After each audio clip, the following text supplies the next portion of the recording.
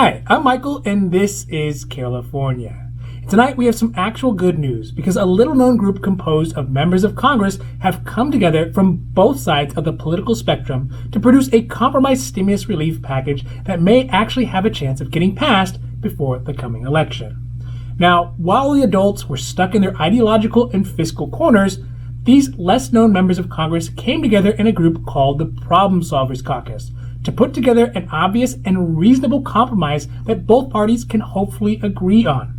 They did this without Nancy Pelosi, without Mitch McConnell, or even without the White House.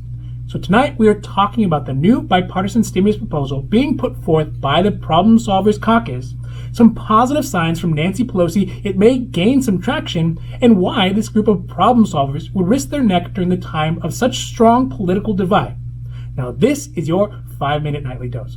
So let's make this quick. But before we do that, if you like this information, if you find it interesting, if you find it helpful, please don't forget to like and subscribe. That way you can get updates when our newest and most informative videos become available. So today, a bipartisan group of members of the House, known as the Problem Solvers Caucus, has produced a bill that may help them to live up to their name.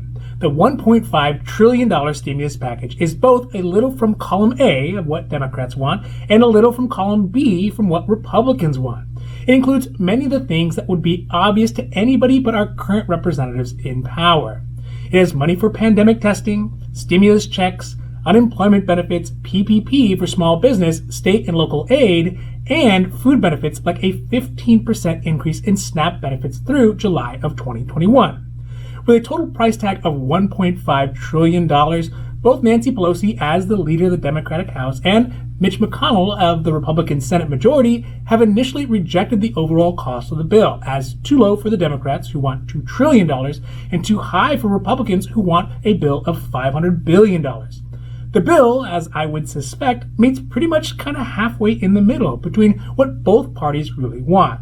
While the White House's Chief of Staff, Mark Meadows, rejected it on substance, he must find the price tag appealing as it's very close to the $1.3 trillion that was recently floated by the White House as acceptable. Realistically, this proposal could not have come any later than it has. The House is expected to go on recess in the first week of October in order to allow time for its members to be home during the elections. But Nancy Pelosi announced today that she'll keep the House in session until another round of stimulus package has been agreed upon.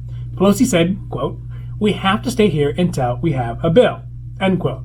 Pelosi is showing signs that pressure is mounting for her to make a deal. Pressure from her own Blue Dog Democrats, who are fiscal conservative Democrats, this bipartisan Problem Solvers Caucus, and even the Republican Senate agreeing on something and showing their unity. These, among the growing public pressure, is possibly having an effect on Pelosi's steadfast adherence to her $2.2 trillion HEREOS Act.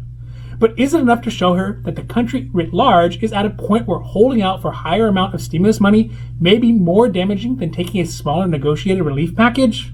For that, we'll have to wait and see what happens over the next couple of weeks. Finally, who are these problem solvers and why now? It's interesting to understand why members of the Problem Solvers Caucus would appear to cross party lines to risk their political careers in a time like this. Representative Tom Reed, a New York Republican and co-chair of the caucus, said today, "We do not step into the roles of being the final negotiators in this package. This is left to our leadership. This is left to the Senate, the House, and the White House. But what we want to demonstrate is that it can be done." He followed this up by saying, "I hope that those stakeholders that represent us in our leadership positions follow the lead of these members and say, you know what, it's time to put the American people first and get the job done because they are suffering still from the pandemic," end quote. So, bold moves by lesser known members of Congress, but right now, surely it seems like the right time for them to have made it. Overall, I feel like this is when mom and dad cannot figure out what to eat and they kick the decision down to the kids. And they choose the obvious dinner choice, which is Choco Tacos with ice cream cake. But it is a positive sign that both sides of the aisle are showing a need and the demand to put aside high-level agendas and perhaps personal jousting and do something quick to help the American people. It's also good to see that Pelosi is going to keep the House in session until the relief bill can be had, a sort of keeping her powder dry. Now, hopefully this doesn't turn out like what we've all seen before, where it essentially becomes a junior high dance. Everybody shows up, is all dressed up, but nobody is willing to dance. One last thing that I think is encouraging is that nobody likes the compromise. Nobody really gets the upper hand in it. Democrats are unhappy because it's too small. Republicans are unhappy because it's too big. And the White House doesn't like it because it doesn't fit with Trump's election strategy. So that might mean that this whole bill is actually just the right size. This has been your 5-minute nightly dose, and I hope that you found it interesting or helpful or at least useful. And if you did, please don't forget to like and subscribe. That way you can get updates when our newest and most informative videos become available. Also, we here at Carelifornia, we know health insurance. So if you have any questions about your health insurance, leave those down below. We'll be happy to make a new video or a new post as soon as we can.